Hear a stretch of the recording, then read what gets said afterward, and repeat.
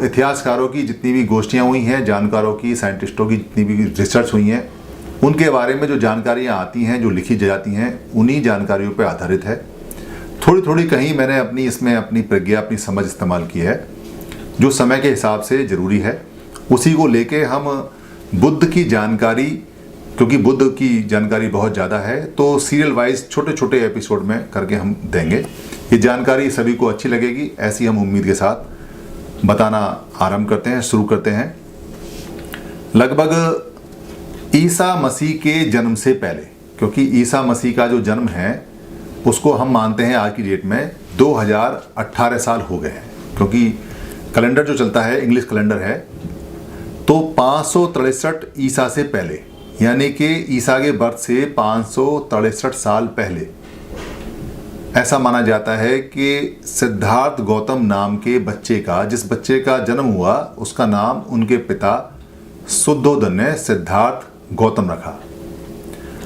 सिद्धार्थ का मतलब है जो अपने अर्थ को सिद्ध कर दे, सफल करते, और गौतम उनका एक वंश का, कुल का लाइनेज है, वंश का नाम चलता है। और शुद्धोधन जो नाम है, शुद्धोधन का नाम है शुद्ध धन, दो धन, यानी शुद्ध ओधन, यानी जो शुद्ध पका हुआ हो, बिल्कुल साफ हो, ऐसा करके उनका नाम है।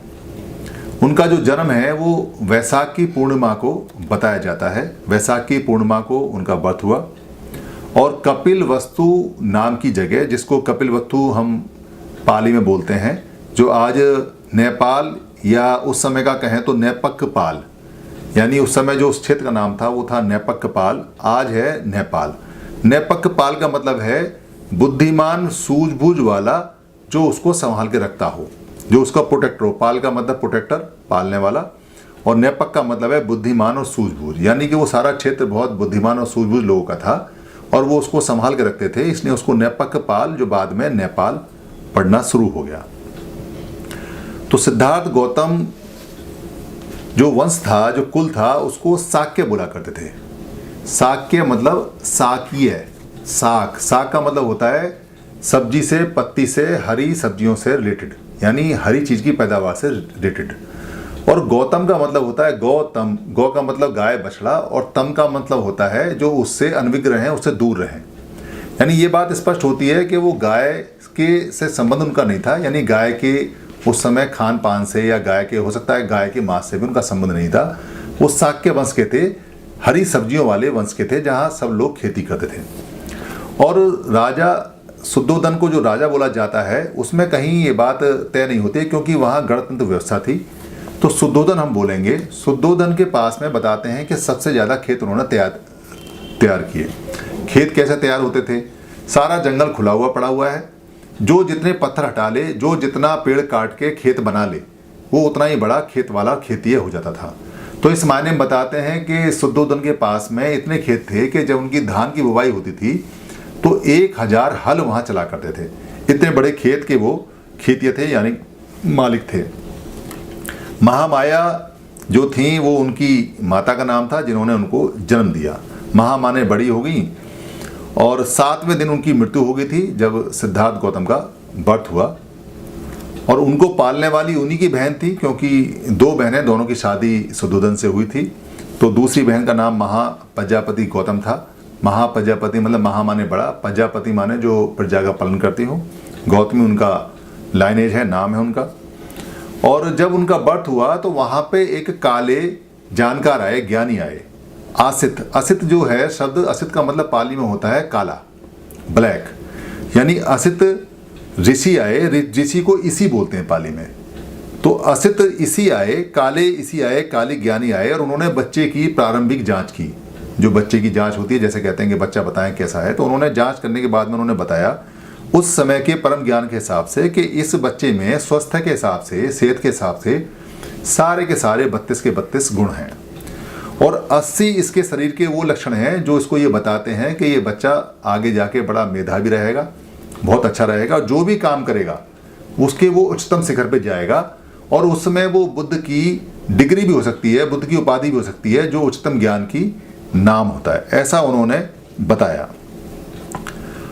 8 वर्ष की आयु से सिद्धार्थ गौतम को शिक्षाएं देनी शुरू कर दी। शिक्षाएं जो उस समय की थी, कागज तो था नहीं, अक्षर भी नहीं था, तो शिक्षाएं वर्बल होती थी। वर्बल जानकारी प्रकृति की, नेचर की, जानवरों की, खेत की, मौसम की, और जो लोग होते थे उनकी संबंधों की, नातों की, जो वहाँ उस समय कपड़ा बनता है उसकी, ये सारी जानकारी आने वाले कुलों की, पीछे वाले कुलों की, ये ऋतुओं की, नेचर की। 8 साल के बाद से उनको वो जानकारी देनी शुरू की। जानकारी लेने में वो तेज़ थे, उनका क्योंकि शरीर बहुत स्वस्थ था और उनका मस्तिष्क, उनका जो दिमाग था वो बहुत अच्छा था, तो वो बहुत जल्दी उसको ग्रहण करते थे और वो किसी भी काम से नहीं घबराए, चाहे वो काम मेहनत का है, चाहे वो काम पढ़ने का है, लिखने का, सीखने का।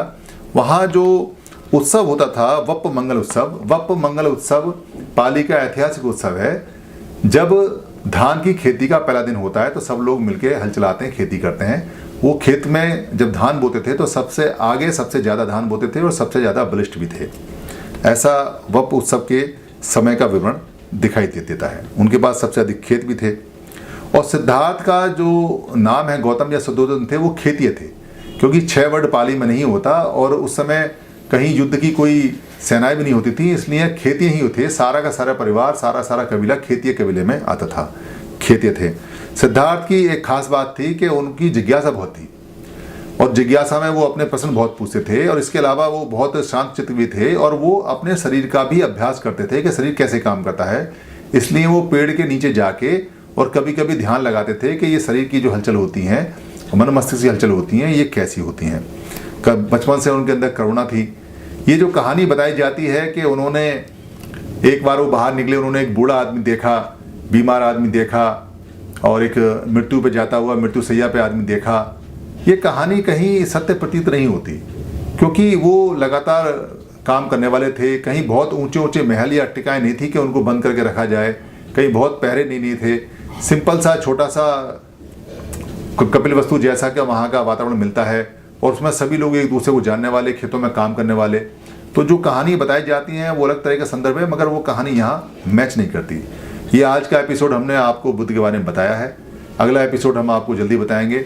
इसमें आपको कुछ जोड़ना, कुछ अच्छा लगा हो, कुछ खराब लगा हो तो नीचे कमेंट बॉक्स में हम डालें और जो भी जानकारी आपको चाहिए, जैसे भी आपके कमेंट है, वो हमें बहुत बहुत आगे बढ़ने के लिए प्रेरणा देंगे। धन्यवाद।